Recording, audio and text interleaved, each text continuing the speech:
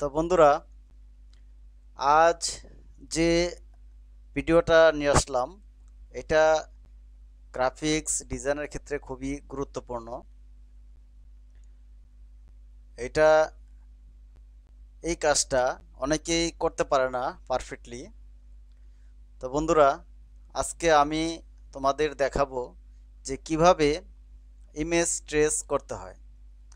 তো এই কাজটা অনেকেই জানে না, পারফেক্টলি করতে পারে না, এর জন্য অনেকে সমস্যা হয় গুগলে খোঁজাখুঁজি করে।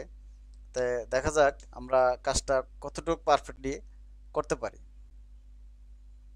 তো বন্ধুরা, দেখতে থাকো। স্ক্রিনে দেখতে পাচ্ছ একটা গাছ। এটা কোয়ালিটিটা দেখো, কোয়ালিটিটা অনেকটাই লো, এখানে ফাটা ফাটা আসতেছে। আর আমরা এটাকে চাইলেই ইচ্ছা করলে আমরা এখান থেকে কালার চেঞ্জ করতে পারবো না। হ্যাঁ, আমাদের মন মতো কালার করতে পারবো না। ঠিক আছে, তো আমরা এটাকে ইমেজ ট্রেস করব। তোমাদেরকে দেখাচ্ছি কিভাবে খুব সহজে ইমেজ ট্রেসটা করতে পারো। তো সবচেয়ে বড় কথা হলো, শুধু গ্রাফিক্স জানলে হবে না, ফটোশপেরও টুকিটাকি কাজ জানতে হবে। তো এই ইমেজ ট্রেসটা করার জন্য, এটা একটু রেজুলেশন বাড়িয়ে দেওয়ার জন্য এটাকে আমাদের অবশ্যই ফটোশপে একটু কাজ করে নিতে হবে। তো বন্ধুরা, আহ, চলো আমরা ফটোশপে চলে যাই। হ্যাঁ, ফটোশপে চলে আসলাম। তো তোমাদের এটা সুবিধার কারণে, সময় শর্টকাট করার কারণে আমরা এটা আগে থেকে ডাউনলোড করে রাখছি। ডেস্কটপে আমি ডাউনলোড করে রাখছি, দেখো এই যে ডাউনলোড করে রাখছি। এটাকে আমরা ডেস্কটপ থেকে ওপেন দিচ্ছি। এই যে ফটোশপ ওপেন হয়ে গেল। এই যে দেখো, এটা যদি আমরা জুম দিই তাহলে এটা ফেটে যাচ্ছে।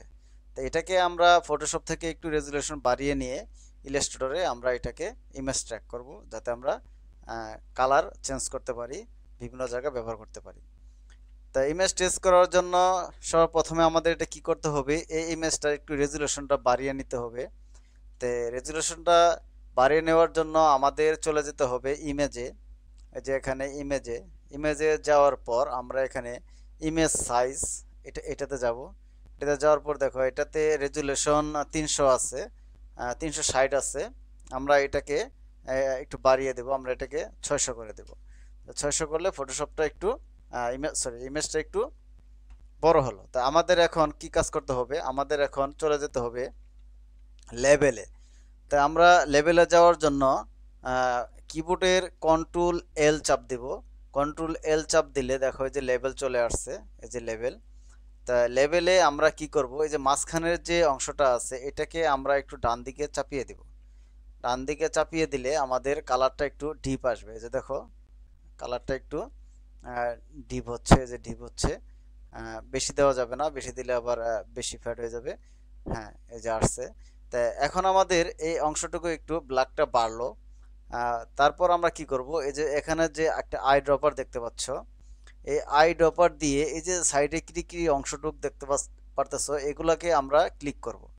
এখানে আমরা ক্লিক করব। ক্লিক করার পর আমরা এই মাঝখানের অংশটুকু আরেকটু বাড়িয়ে দেব। দেখো, তোমাদেরকে আমি জুম দিয়ে দেখাই। দেখো এখানে যে কিরি অংশটুক ছিল, এগুলো কিন্তু অনেকাংশে চলে গেছে। এই যে অনেকাংশে চলে গেছে, সামান্য একটু আছে।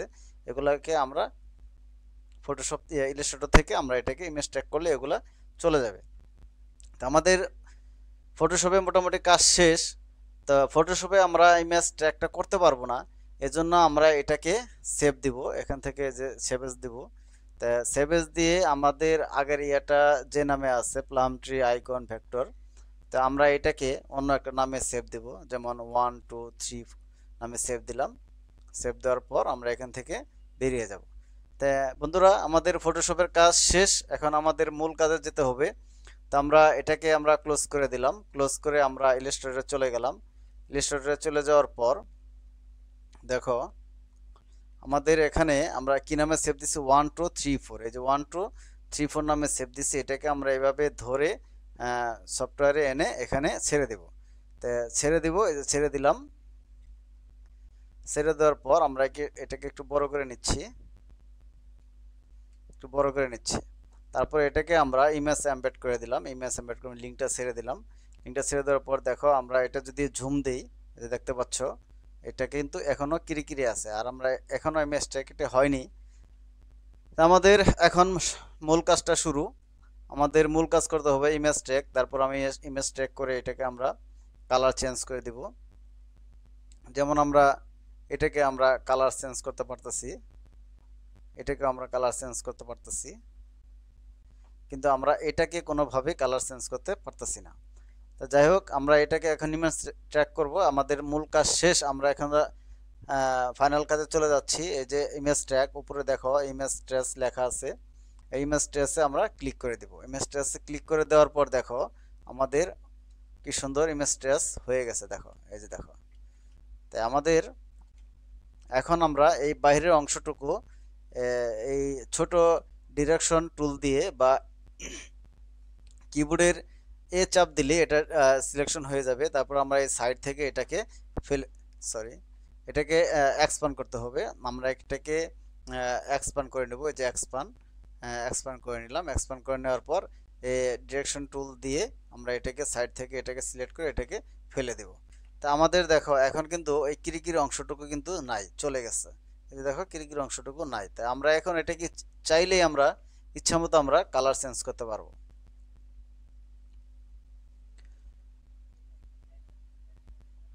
এই যে দেখো আমরা এটাকে সাইন কালার করলাম, এটাকে ব্লু কালার করলাম, এটাকে রেড কালার করলাম, এটাকে অরেঞ্জ কালার করলাম, ঠিক আছে, এটাকে গ্রিন কালার করলাম। আমরা বিভিন্ন কালার করতে পারতেছি। তাহলে আমাদের কাজটা কি সুন্দরভাবে হয়ে গেল। এই কাজটাই অনেকে তাই অনেক ভোগান্তি পোহাইতে হয়। তো বন্ধুরা, আমার এই ভিডিওটা যদি তোমাদের ভালো লাগে, অবশ্যই আমার এই সিম্পল ডিজাইন ক্রিয়েটর ইউটিউব চ্যানেলটি সাবস্ক্রাইব করার অনুরোধ থাকবে।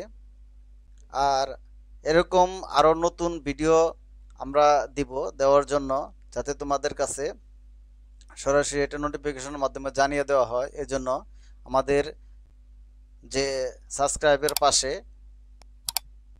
বেল বাটনটি আছে এটা চাপ দিয়ে রাখবে অবশ্যই। তাহলে আমাদের নতুন কোনো ভিডিও আমরা আপলোড দেওয়ার সাথে সাথে তোমাদের কাছে নোটিফিকেশন চলে যাবে। তো বন্ধুরা, ভালো থাকো, সুস্থ থাকো। অসংখ্য ধন্যবাদ সকলকে আমার ভিডিওটি দেখার জন্য, সাবস্ক্রাইব করার জন্য। ধন্যবাদ সকলকে। আল্লাহ হাফেজ।